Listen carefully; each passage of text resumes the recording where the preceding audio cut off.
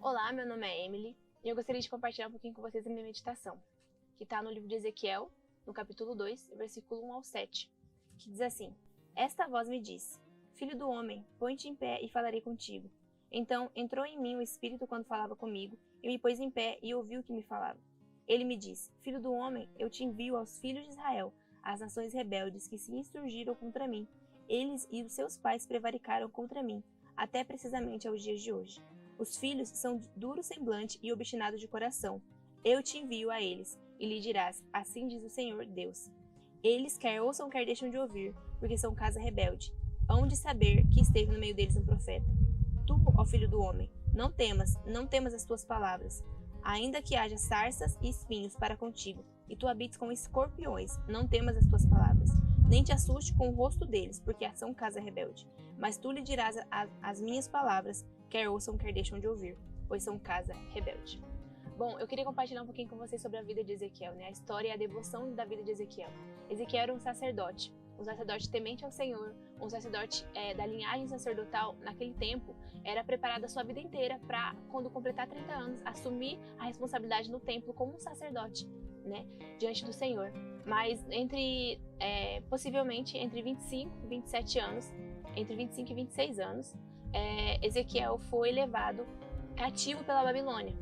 E então ele não conseguiu completar os 30 anos ali para poder entrar no templo, para conhecer um templo, porque somente um sacerdote entrava naquele templo e poderia conhecer as partes interiores do templo.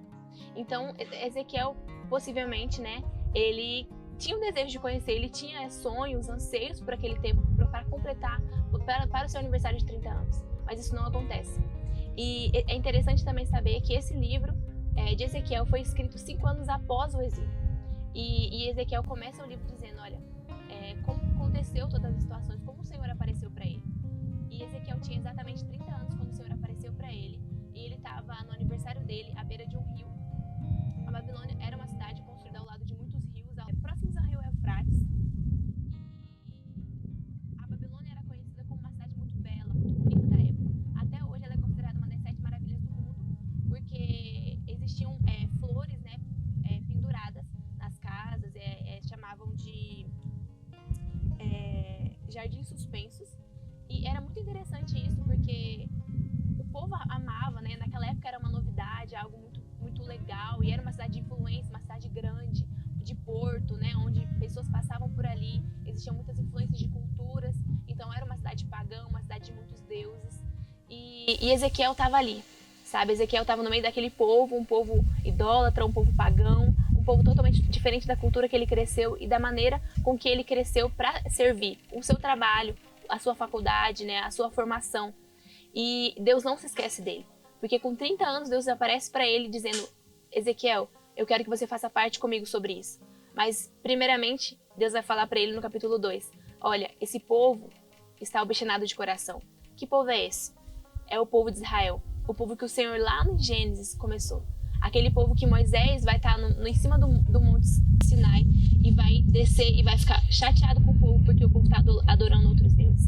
Aquele povo que o Senhor atravessou o Mar Vermelho, sabe? O povo do coração de Deus, o povo que o Senhor chamou e chamou de meu, sabe? É esse povo que está aqui, no meio de um cativeiro, sofrendo as consequências do pecado, as consequências da desobediência, de não obedecer ao Senhor com todo o seu coração, sabe? E o Senhor vai aparecer na Babilônia. Imagina, 30 anos, o seu aniversário, no dia de completar e de você conhecer o templo que você sempre sonhou. O Senhor aparece para você e diz, olha, eu quero que você faça parte comigo do meu chamado, da minha missão para esse povo. Por mais que eles não ouçam você, por mais que esse povo esteja obstinado de coração, eu quero que você vá lá. E é interessante que no capítulo 6 vai dizer, olha, mesmo que você esteja no meio dos espinhos, no meio dos escorpiões, não são bichinhos sensíveis, não são bichinhos que você brinca. São animais que ferem, são flores e frutos e tudo que machucam. Mas o Senhor estava ali. E o Senhor fala para ele, olha, eu estou com você, sabe? Eu estou com você. E no versículo 7 vai ser bem claro, mostrando que esse chamado é específico para Ezequiel. Dizendo, olha, mas tu lhe dirás as minhas palavras, quer ouçam, quer deixam de ouvir. Porque eu estou com você, sabe? E é claramente que a responsabilidade era de Ezequiel assumir aquele papel. A responsabilidade de Ezequiel é dizer sim ao chamado dele. Dizer sim, mesmo no meio das dores, mesmo no meio das frustrações que ele poderia ter. E o Senhor a chama naquele tempo, porque o Senhor não esqueceu dele. O Senhor não esqueceu dos sonhos, o Senhor não esqueceu da vida temente que ele teve diante de Deus, sabe? E algo que Deus ministrou muito ao meu coração sobre a vida de Ezequiel é isso, sabe? Ele obedeceu, no mesmo meio dos desafios. Ele obedeceu, mesmo sabendo que aquele povo não ouviria ele. Ele sofreu várias coisas, ele passou por várias situações difíceis, até mesmo considerado como louco. E até mesmo até hoje, muitos estudiosos consideram Ezequiel como um homem que usava uma droga, que fumava uma maconha, porque ele era muito doido, ele escreve umas coisas muito nada a ver, assim. Mas que eu tenho certeza que ele foi inspirado pelo Senhor, sabe, a escrever tudo isso. E que esse livro realmente foi inspirado pelo Senhor, porque somente um homem totalmente completo, entregue a Deus 100%, poderia fazer o que ele fez, poderia viver uma vida que ele viveu. E você imagina, o templo, a Arca da Aliança, ela só existia em Jerusalém. E agora, Ezequiel vê ela na Babilônia. Isso mostra que o Senhor estava com eles na Babilônia, porque a Arca da Aliança representava a presença de Deus. E agora eles estão na Babilônia. Agora Ezequiel vê na sua visão que a Arca da Aliança sai de dentro do templo de Jerusalém e vem até ele na Babilônia. E mostra que, por mais que o Senhor levou eles para a Babilônia, para sofrer as consequências da desobediência deles, o Senhor não havia abandonado eles. E isso mostra ainda mais para Ezequiel, porque Ezequiel foi parte desse tempo com Deus, sabe? Um profeta aonde, no meio da destruição, no meio do caos, ele estava obedecendo ao Senhor com todo o seu coração. E é muito forte isso, porque o Senhor tem me chamado para isso. O Senhor tem me chamado para esse tempo, sabe? O Senhor tem me falado que é a minha responsabilidade, por mais que as pessoas não acreditem, por mais que as pessoas duvidem, por mais que existam coisas que me façam desistir ou não continuar. Por mais que às vezes as frustrações aconteçam, o Senhor está comigo e o Senhor diz, Emily, é a sua vez, sabe? É você que eu quero que esteja comigo, é você que eu quero que faça parte desse tempo comigo. E recentemente Deus tem ministrado muito ao meu coração sobre o perdão, sabe? Perdão, porque é algo que eu preciso viver constantemente, um coração disposto a perdoar, um coração misericordioso, um coração amoroso, um coração disposto a obedecer independente das situações.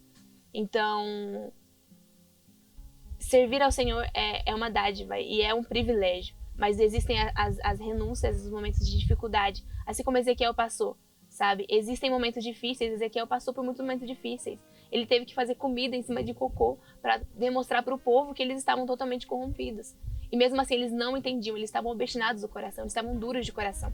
Eles não entendiam, eles não conseguiam abrir os olhos para isso, sabe? E eu sei que vai ter momentos na minha vida que eu vou passar por dificuldades como eu tenho passado. Mas o Senhor está comigo e Ele me chamou para esse tempo e precisa ser um privilégio para mim.